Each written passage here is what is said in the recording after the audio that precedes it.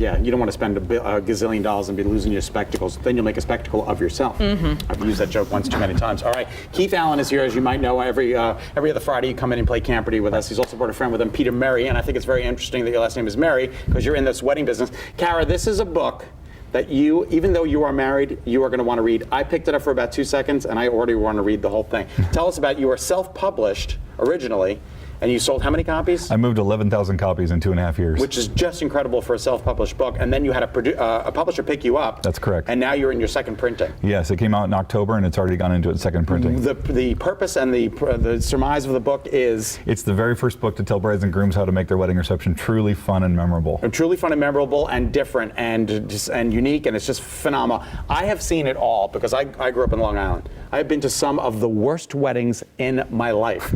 We have had the DJs in the fog machines with the girls coming out with the capes, and they take the capes off and it turns into a short dress, and I've seen donkeys rolled out with wooden carts and wine. I've seen Frank Sinatra heads show up at weddings. I'm not kidding, I've seen it all. So this book, I'm sure, entails a lot of that. Tell us about some of your fondest memories or some of the most, what is it that you do, first of all, your title? I call myself a wedding entertainment director. It's a title I developed that encapsulates what a DJ does and what a master of ceremony should do, all in one title. And how long have you been doing weddings? I've been entertaining for almost 20 years at weddings. Which is pretty incredible. That's a lot of weddings. And Keith, you are a DJ. Did you guys ever work together? No. No, but you know what it's like. You kind of like... Most definitely. I've been doing weddings for 29 years. And I actually had the chance to see him in action back in Atlantic City in August. I was actually one of the judges on the panel for the contest where he won Game of the Year. Oh, that's phenomenal. Yeah. So you guys actually, is that where you met? No, we've known each other for years. Probably about 10 years. All right, so you've got some tips for us, for those of you who are out there getting married. And the first one, demand to see video footage before hiring your entertainment vendor. Tell us a little bit about that. Very often brides and grooms will hire a DJ and or a band, and they'll never actually get to see them in action. And a lot of the magazines say go watch them at a wedding. You don't want somebody crashing your wedding, so don't crash somebody else's. Exactly. But you should demand to see video footage, and what you should be asking to see isn't the footage of people dancing, because anybody can get you that. Ask to see video footage of how they talk on the mic. Do they talk like a normal human being? Or do they talk like this? Yeah. Hey, come on down, and ladies and gentlemen, for the first time as husband and wife, Mr. and Mrs. Dennis House. I'd hire you in a heartbeat. We'd be totally awesome. All right, number 2, pick your party with a fun and personalized grand entrance. Kick off your party, I should say.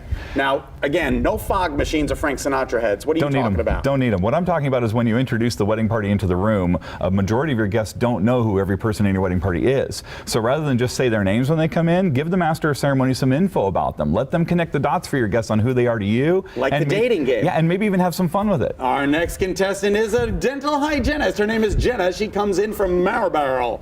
I actually did one just like that. She enjoys long walks on the beach, and she's single. And she's single. That's the best part. And her number is 1-800-YOU-WISH. Right, you know? Exactly. No, that's fantastic because all the guys want to know if the bridesmaids are single. That's right. Which is phenomenal. All right, number 3, create opportunities for the guests to feel involved.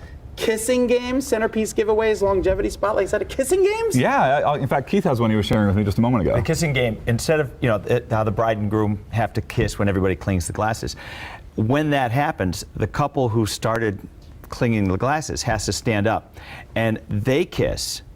But whatever way they kiss, the bride and groom have to mimic. Oh no! So some of the kissing can get pretty creative, and it gets the bride and groom to kiss. So not only as if they would need an excuse. Right. But that will also start other people kissing. To get That's just what I want to it. see is 89-year-old Uncle Tom kissing Gertrude. I've happened. You've seen it. Yeah. Number 4, do a big send-off. Use sparklers, poppers, glow necklaces. What about the Viennese table, the Viennese hour? Oh, where they bring out all the desserts? Oh, yeah. I've seen it. It's amazing. Huge. If your guests aren't in a sugar coma after that, then you definitely want to keep them dancing. But I'm a big believer in having an ending that they'll remember.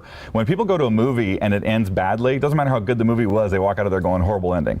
And the ending of the wedding reception is the same way. So sometimes I recommend to end even a little earlier than you expected, just so you can have everybody involved and they're all sending off the bride and groom. It just puts an ending on there that everybody will go home talking about. Look at this with the tomahawk. I love it. The name That's of the actually book? a fireman axe. Oh, that's fantastic. The best wedding reception ever, your guide to creating an unforgettable, fun celebration.